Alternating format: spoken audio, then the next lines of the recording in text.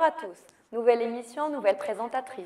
Je suis heureuse de vous présenter ce nouveau magazine MJC TV, réalisé par 2 stagiaires en formation dans le domaine audiovisuel, Baptiste et Christopher. Les reportages ont été réalisés, prise de vue et montage par ces 2 jeunes adeptes de la vidéo. Aujourd'hui, ils sont d'ailleurs concentrés à la régie. Des cerfs-volants qui envahissent la plage, c'est le festival annuel du Val-André. En fin d'année, la MJC propose une revue des activités de l'année, un aperçu de ses premières festivités. Shifumi organise 2 journées appelées 22 V'là les Jeux, qui connaît un certain succès. L'été approche et la floraison de Lamballe et des environs est une des activités des jardiniers municipaux. Mais pour commencer, transportons-nous au haras de Lamballe, où de nombreux concours, courses et activités hippiques sont proposés aux professionnels, aux amateurs et au public. MJC TV a suivi des sauts d'obstacles pour jeunes chevaux organisés au niveau national. Du 14 au 16 mai s'est déroulé le concours national de saut d'obstacles jeunes chevaux organisé par la Société de concours hippique de Lamballe au parc équestre. À cette occasion, de nombreuses écuries se sont réunies pour participer à ce concours, ouvert au public sous un beau soleil printanier. Pourquoi ces 3 journées équestres à Lamballe où les jeunes chevaux étaient à l'honneur? C'est Bruno Roquet, ancien cavalier de l'équipe de France, qui nous apporte ces précisions. Voilà, je m'appelle Bruno Roquet, j'ai une écurie de concours hippique près de Dinan. On a 50 chevaux à la maison. Et ici, on a mis un effectif de jeunes chevaux. C'est un concours qui est exclusivement réservé aux jeunes chevaux. Donc, ça a 4 ans, 5 ans, 6 ans. L'épreuve qui se court actuellement, c'est une épreuve de 6 ans au chronomètre. Et là, j'ai, je crois, 9 chevaux dans l'épreuve. Donc, on a une grosse partie de l'épreuve qui m'appartient.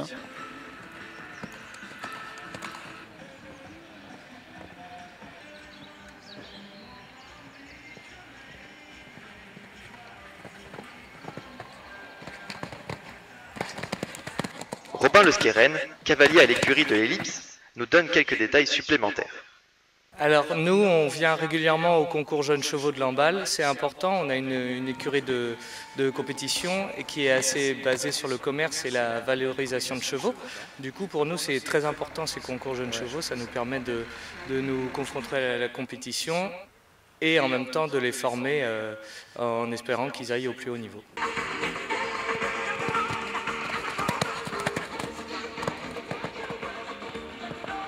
Ces concours permettent donc aux chevaux et aux cavaliers d'évoluer.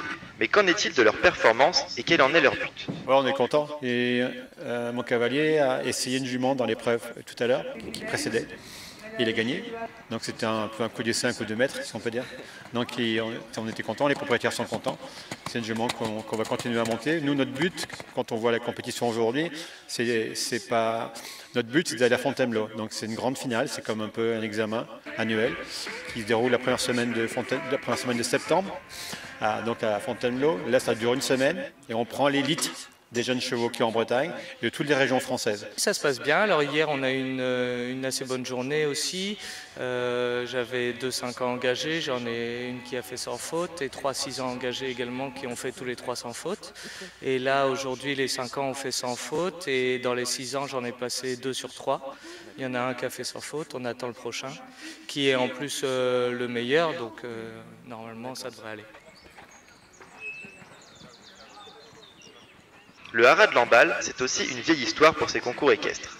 Nous avons demandé aux participants si les installations étaient à leur goût. Cette piste-là est toute nouvelle, elle est fantastique. Pour nous, c'est fantastique les conditions.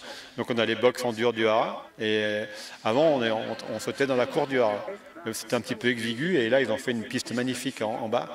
Du coup, on vient, c'est un concours qu'on ne rate jamais. Elles sont très très bien les installations, les carrières sont de très bonne qualité, de bonne taille.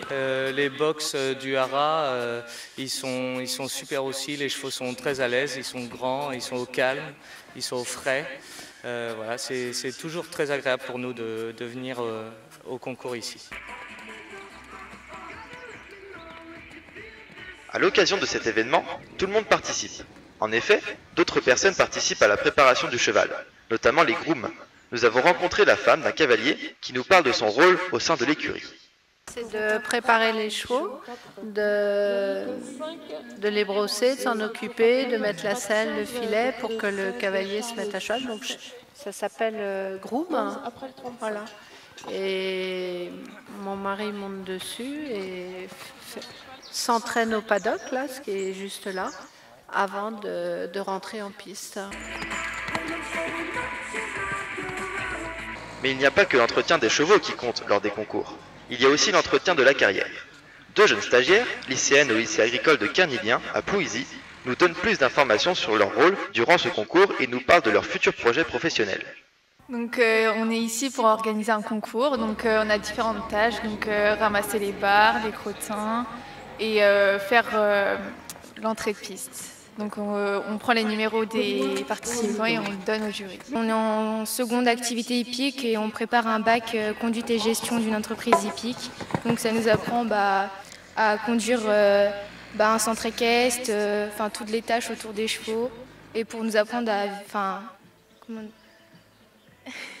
à travailler avec les chevaux.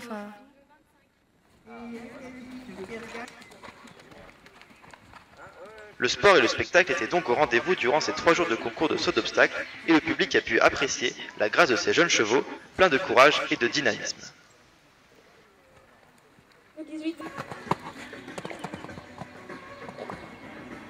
En Bretagne, le vent fait partie du paysage et nous savons en profiter sur les plages et au bord de mer. La ville du Pléneuf-Valandré nous a donné rendez-vous fin mai et début juin pour sa 5e édition du Festival Vent. Envoi de cerfs-volants, démonstrations, ballets aériens, cerfs-volants géants, ateliers de fabrication de cerfs-volants, autant d'activités qui ont fait le bonheur des petits et des grands. Regardez ces images pleines de couleurs et de soleil. 31 mai au 1er juin, le Festival Vent présentait sa 5e édition à Pléneuf-Valandré, sur la grande plage du centre, sous une ambiance ludique et une météo des plus agréables.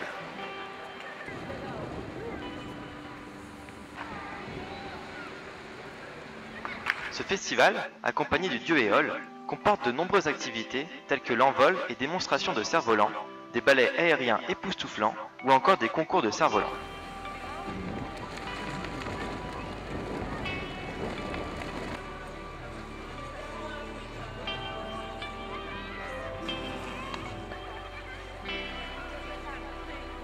Les spectateurs pouvaient même être impressionnés par l'envol de magnifiques cerfs-volants géants aux couleurs chatoyantes se balader dans le ciel bleu.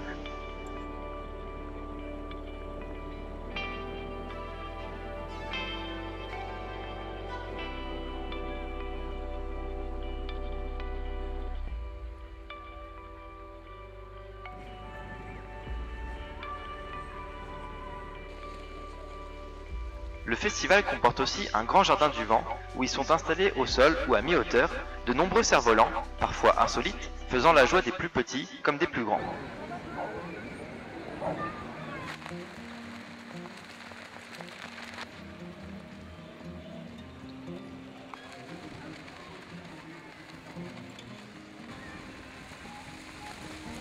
Des pingouins et des manchots ont même été invités sur la plage du Valandré et ont pu faire la connaissance de coccinelles particulièrement gonflées.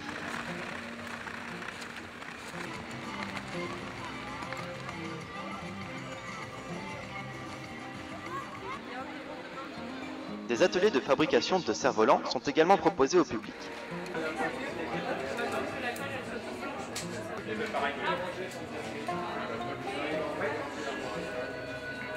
Afin de réaliser son propre cerf-volant personnalisé et pourquoi pas le faire participer au concours.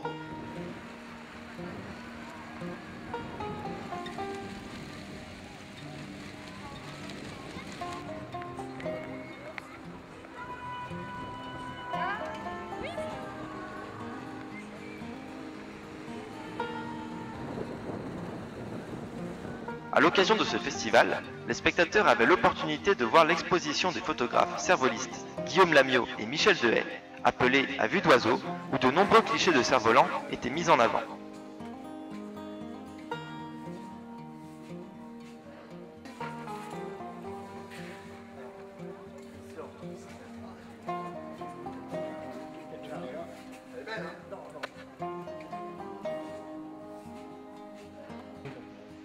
Le festival proposait un temps fort pour les petits et grands de s'amuser en famille ou entre amis et de se laisser porter par la magie du vent.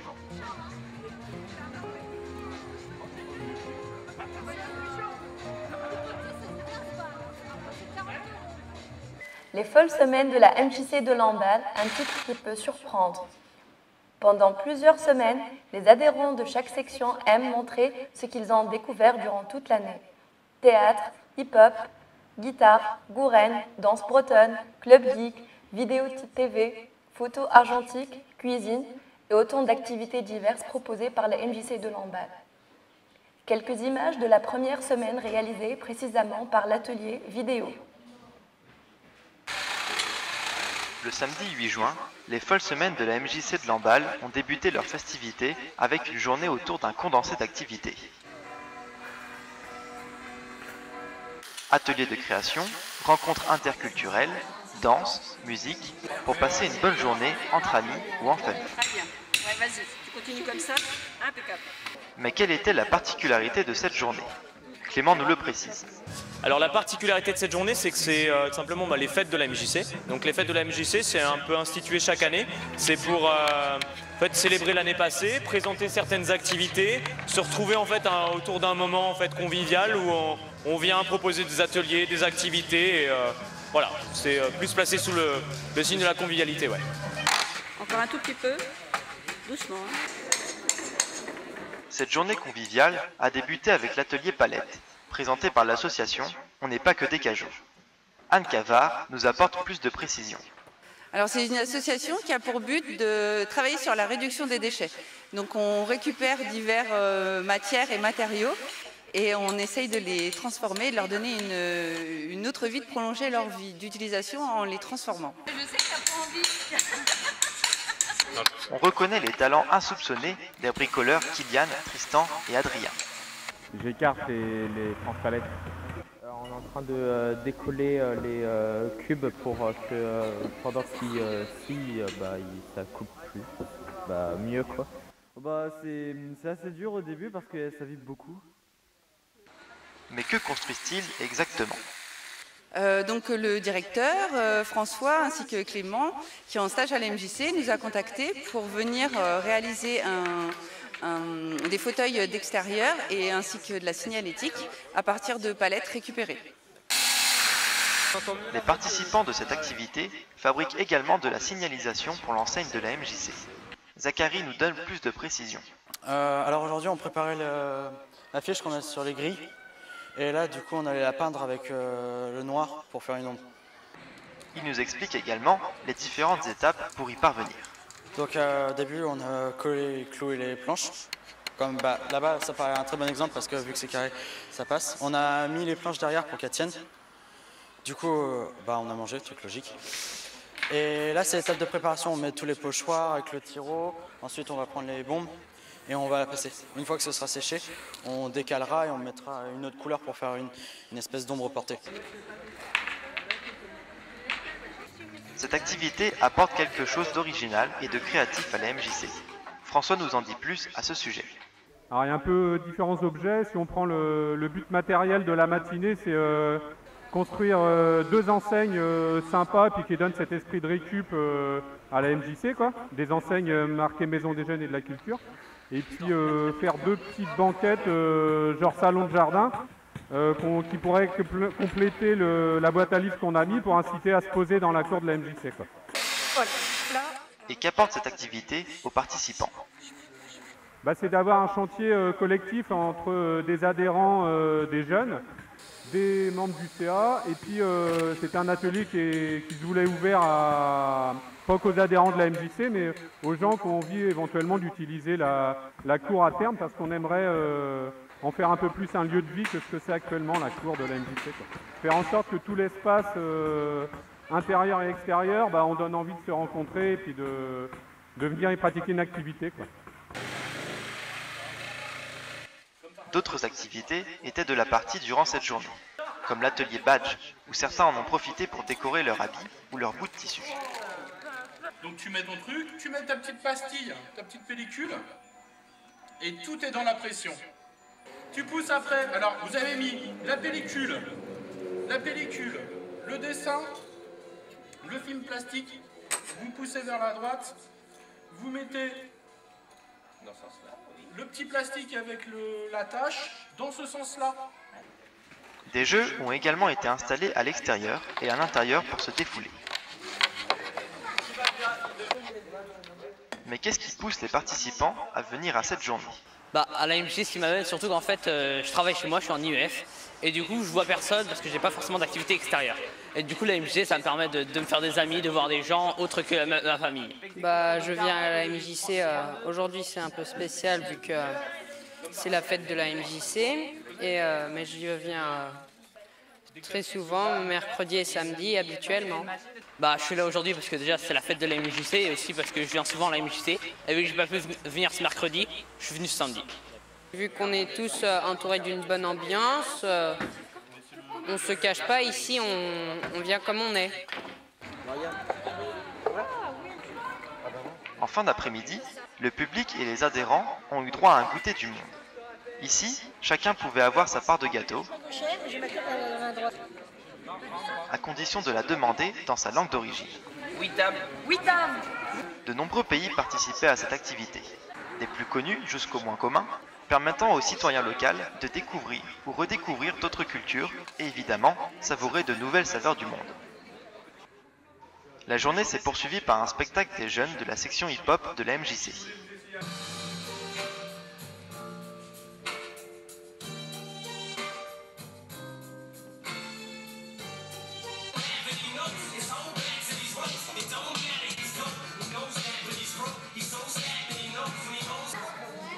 Les jeunes danseurs étaient accompagnés de leur professeur Kevin Bidot, qui nous explique le but de cette représentation.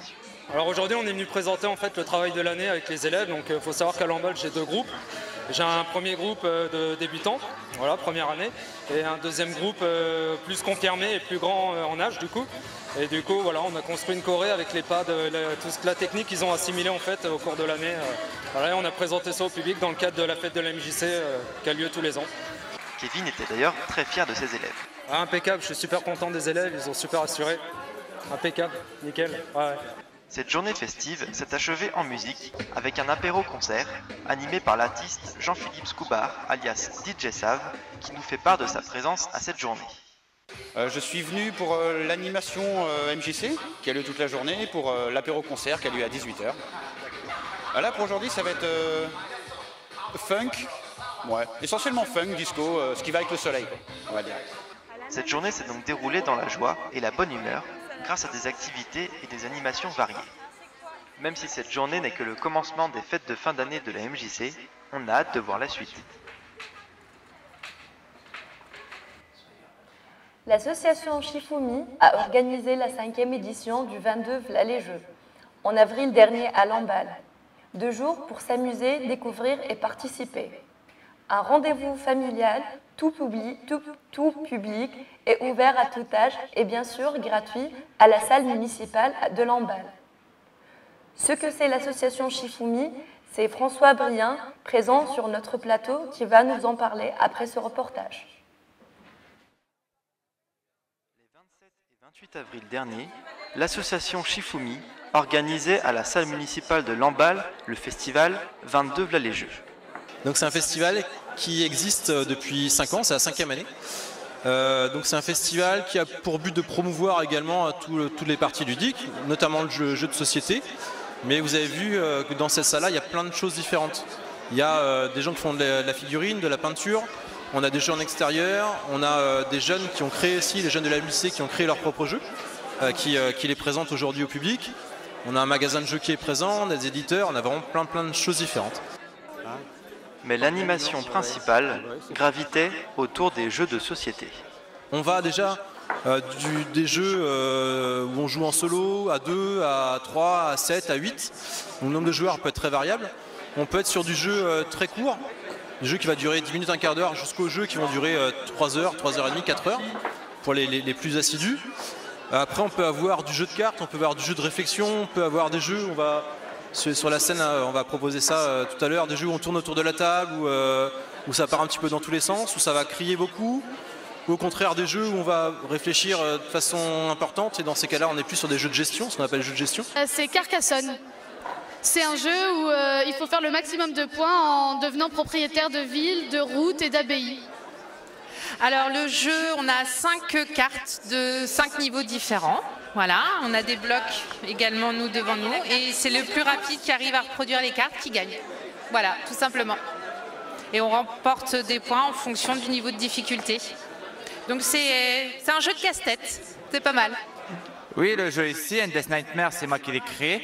Le but du jeu est assez simple. Nous jouons l'un des 4 personnages qui se trouvent au départ et le but du jeu est d'arriver à la fin, de battre le Cerbère et de s'enfuir des enfers justement. On a créé un jeu de société avec Kylian et du coup c'est un jeu de rôle et on incarne 2 personnages, enfin on n'a que 2 personnages jouables et le but c'est d'aller le plus loin et de défendre et de tuer le boss. Serial Battle, c'est un jeu indépendant qui n'est pas distribué en magasin pour le moment.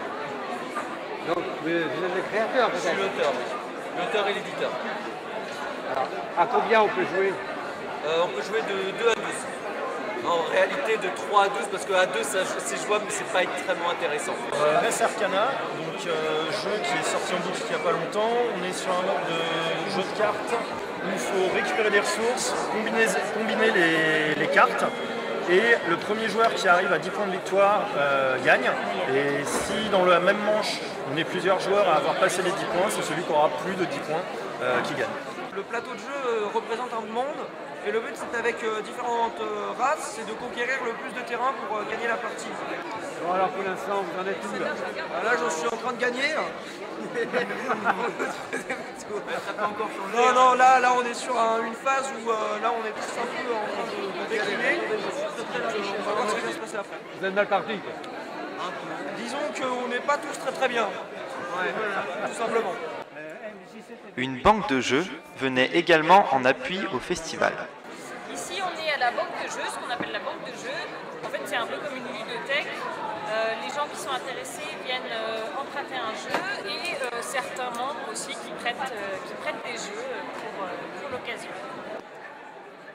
Mais qu'est-ce qui motive autant les participants pour les jeux de société? Eh ben, on adore découvrir des jeux de société, donc c'était l'occasion pour nous de venir jouer, tester avant d'acheter et d'en découvrir des nouveaux. S'amuser, partager du temps avec les personnes qu'on apprécie et surtout les battre. C'est la créativité, de faire ça en équipe, comme ça c'est mieux et puis ça enveloppe de la bonne ambiance. C'est un moment où on sort un peu de sa vie quotidienne, on vit plein de choses très différentes en fonction des jeux. Selon le cas, c'est des choses très complexes où on va se mettre dans la peau d'un seigneur du Moyen-Âge, d'un homme des cavernes, d'un carreleur ou d'un tapissier, ou au contraire, c'est des choses assez légères où on va plutôt passer du bon temps sans trop réfléchir entre amis ou en famille. Du plaisir, des rencontres, éventuellement surtout se mettre les neurones en vrac parfois pour aller au bout de sa stratégie, voir si ça marche. Le festival était également ouvert aux élèves du primaire qui concouraient pour 2 finales de tournoi. Alors là, donc en fait, c'est un tournoi inter-école. Il y a eu 6 écoles de Lamballe et 2 écoles de Langueux qui ont participé à un tournoi en interne, donc dans chaque école, pour qualifier, donc pour que certains enfants se qualifient pour venir faire les phases finales en fait ici pendant la fête du jeu. Donc en fait, c'est 25 enfants en tout qualifiés, hein, c'est ça, Romain? C'est ça, 25 sur King Domino et 13 sur Manhattan. Voilà, il y a eu 2 jeux différents qui ont été proposés aux enfants et donc ils se sont entraînés dans les garderies, ils se sont entraînés dans les écoles sur le temps du midi. Et puis voilà, ils se retrouvent là pour les dernières épreuves. Les gagnants 2019.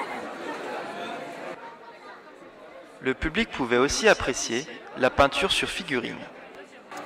Bonjour, je m'appelle Jérôme, je suis figuriniste. En fait, je suis en train de terminer une figurine que je viens de faire. On fait le socle, je suis en train de finir le socle. Sur une figurine, le socle, c'est 50% de la figurine.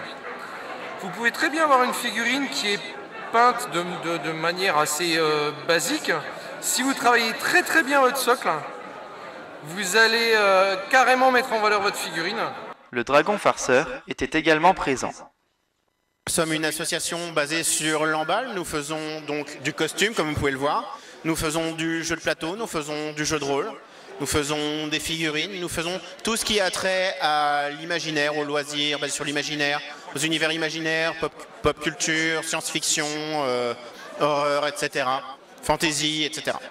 Et pour conclure, très honnêtement, on est très content de ce qui se passe. Alors, je ne sais pas combien d'entrées on a pu avoir. Il faut juste rappeler que l'entrée est gratuite aussi au festival. C'est vraiment une volonté de notre part de pouvoir faire en sorte qu'il y ait un maximum de gens à venir. C'est a priori un succès. Ouais, on a plein de gens à venir aujourd'hui. On espère que demain, il y aura encore beaucoup de personnes à venir. Comme c'est la première fois qu'on fait ça un dimanche, on ne sait pas trop à quoi s'attendre. On pense que ça va être encore plus familial. Le samedi, on a souvent des gens qui ont des activités sportives, culturelles, notamment par rapport aux enfants. Le dimanche, on va certainement avoir encore plus de monde.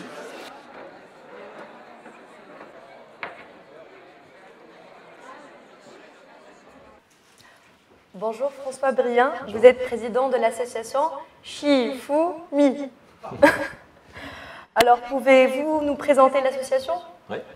Alors Shifumi, c'est une association lambalaise qui a été créée en 2013.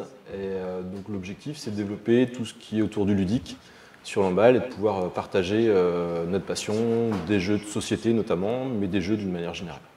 Dites-nous comment a-t-elle été créée? Alors au tout début, on était quelques-uns à vouloir partager justement cette passion et on avait un petit peu marre de juste faire ça chez nous avec tout le temps les mêmes personnes, la famille ou les amis. On avait envie d'ouvrir à plus de monde que ça. Et donc on a eu dans l'idée de pouvoir créer cette association dans le but, dans un premier temps, de se réunir. Au début, c'était tous les 15 jours dans une salle sur Lamballe. Et très rapidement, on a commencé à se réunir toutes les semaines. Et donc ça fait 6 ans que ça dure. Et, et donc on se réunit tous les jeudis soirs à la salle Olivera de Bairro à Lamballe. Et quelles sont les activités de l'association? Alors, comme je disais, elle a principalement une activité hebdomadaire de rencontres autour des jeux de société. Et on a aussi donc le festival 22 les Jeux, on vient de voir quelques images. C'est un festival qui a eu lieu pour la 5e année. Pour la 5e édition, et on souhaite aussi développer des activités autour du géocaching et de la chasse au trésor. Et quels sont les profils des adhérents de l'association Shifumi? Alors les adhérents, on est une association qui est destinée davantage aux adultes. Comme on se réunit le jeudi soir à partir de 20h, on a considéré que ce n'était pas l'idéal pour les enfants, donc on a principalement des adultes et les adhérents ont entre 22 et 23 ans pour les plus jeunes et 60-65 ans pour les plus anciens. Et pourquoi ce nom Shifumi? On cherchait en fait un nom au tout début pour l'association. Quelqu'un a décidé de faire un Shifumi, un pierre-feuille-ciseau comme on disait tout à l'heure. Et puis ça nous a paru sympa. Alors au-delà de Shifumi, on s'appelle les Shifumistes. Voilà, on trouvait ça sympa de pouvoir s'appeler comme ça, d'où la décision d'appeler l'association comme ça. Parlons un peu du festival du 22 V'là les Jeux. Oui. Redites-nous rapidement quel est le principe du festival? Alors le principe du festival, c'est de pouvoir proposer un public le plus large possible. Cette fois-ci, les enfants sont les bienvenus, donc des enfants jusqu'aux seniors. Proposer un temps gratuit pour pouvoir découvrir, redécouvrir ou partager plein de jeux de société principalement. Il y a aussi des jeux en bois, il y a aussi une escape game par exemple. Mais l'idée c'est de se retrouver un maximum de personnes dans une salle autour de plein de tables différentes et de pouvoir partager un moment convivial avec un maximum de personnes. Et quelle association participe à 22 V'là les Jeux? Alors, la MJC, pour commencer, on est à la MJC ici. On a des associations qui sont là depuis le début, la Cave à Jeux de Trévivant, la Cité des Jeux de Pommeraye. L'Antre du Dragon Farceur nous a rejoint cette année, l'association de Lamballe, je prends une petite fiche aussi. Je m'amuse à Plélo. Et donc, ce n'est pas une association, mais on a aussi la ludothèque de Lamballe Terre et Mer qui nous accompagne depuis le début et qui était là pour la première fois sur une journée entière cette année. Quel est le bilan de la version 22 V'là les Jeux 2019? Il est très très positif pour nous et a priori ici pour les personnes qui sont venues participer. C'était la première année où on avait 2 jours de festival. Jusqu'à présent, c'était uniquement le samedi qui était proposé. Cette fois-ci, on a proposé le samedi et le dimanche. Et donc, on a eu 1500 personnes à participer au festival, ce qui est énorme pour nous. Il y a 5 ans, pour la première édition, on était 250. Et donc, tous les ans, on réussit à progresser. Donc, c'est vraiment super. Et au-delà du chiffre, le bilan qu'on a pu faire avec les adhérents Et le bilan qu'ont pu nous en faire aussi les participants est très convivial et très positif. Pardon. Et ce qui ressort, c'est que justement, c'est très convivial. Les gens sont bien pris en charge quand ils arrivent au festival. On leur explique bien comment ça fonctionne. Et ils trouvent voilà, une ambiance détendue où ils rencontrent un maximum de personnes, une ambiance de partage. Et c'est vraiment ce qu'on souhaite avoir pendant le festival. Et quels sont vos projets pour l'avenir ? Alors les projets, moi j'aimerais bien qu'on réussisse à avoir un festival qui prenne encore plus d'ampleur. Après là on a vraiment franchi une marche avec ces 2 jours et puis ce nombre de participants qui est encore plus important. Donc l'idée c'est de pouvoir déjà conserver le format du week-end, faire ça sur le samedi et le dimanche, et puis de pouvoir communiquer encore plus, attirer encore plus de personnes. Ce qui est super positif pour nous, c'est que d'une année sur l'autre, on a tout le temps des personnes qui reviennent, qui prennent le réflexe de revenir l'année qui suit. C'est noté dans leur agenda dès qu'ils entendent parler de Shifumi, ça a lieu du festival 22 les Jeux, pardon. Ça a lieu à chaque fois en avril, et les gens prennent le réflexe de participer d'une année sur l'autre. Donc comme on a eu 1500 personnes cette année, pourquoi pas passer à 2000 l'année prochaine, c'est possible. Et puis au-delà des chiffres, encore une fois, l'idée c'est de pouvoir proposer tous les ans des activités nouvelles aussi pendant le festival. Merci François pour votre présence et merci d'avoir accepté l'invitation de la MJC TV. Je vous en prie. Merci. L'Embal fleuri, une distinction qui est le fruit du travail du responsable des espaces verts et des jardiniers municipaux. Toute l'année, les parterres sont là pour nous le rappeler, mais avant l'été, plusieurs journées sont consacrées à la mise en place de jardinières et suspensions remplies de fleurs qui n'attendent que le soleil pour nous dévoiler toute leur gamme de couleurs.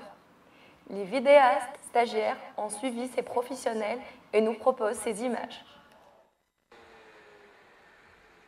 C'est bientôt la fin du printemps sur la petite ville de Lamballe, située en Côte d'Armor, qui a obtenu sa 3e fleur en 2006. La petite ville de Caractère maintient encore aujourd'hui cette 3e fleur, notamment grâce au professionnalisme des agents du service technique.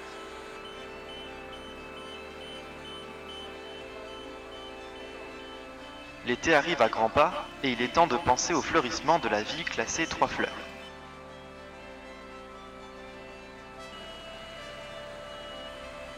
Les jardiniers municipaux, en partenariat avec la société Locarmor pour la location de la nacelle, s'activent à installer les jardinières sur les édifices publics. À commencer par l'hôtel de ville.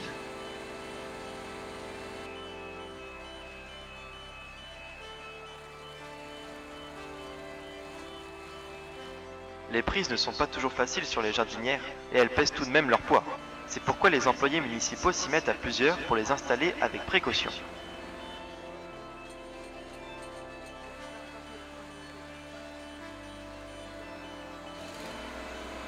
Les techniciens s'occupent également d'installer les systèmes d'arrosage automatique sur les fleurs.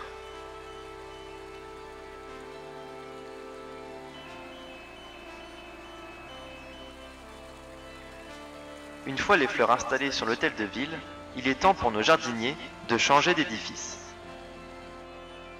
Les voici sur la place de l'église Saint-Jean.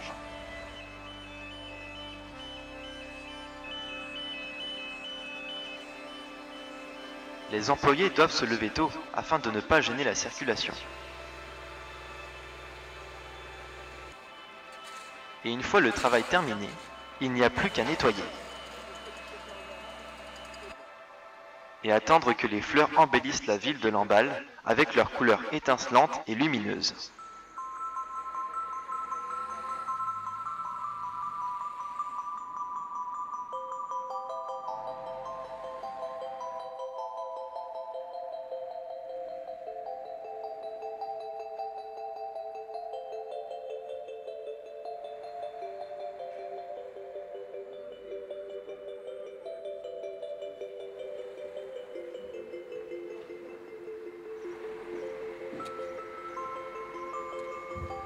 Les festivités de fin d'année se poursuivent pour les activités de la MJC.